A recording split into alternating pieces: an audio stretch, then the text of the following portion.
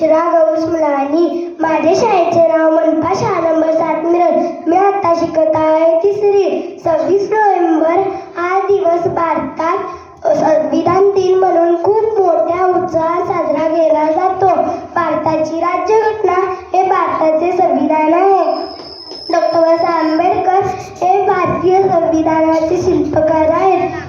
29 August 1947 रोजी doctor Babasaheb Ambedkar यांच्या नेतृत्वाखाली मसुदा समिती स्थापन केली गेली. त्यामध्ये अनेक बैठका व चर्चास्त्रानंतर सादर केलेला मसुदा 26 नोव्हेंबर 1949 रोजी स्वीकारला. संविधान दिन हे भारतात संविधान दिन म्हणून साजरा केला जातो. हा दिवस भारतात संविधान दिन सर्वात मोठे लिखित संविधान आहे. हे संविधान लिहिण्यासाठी 2 वर्ष 11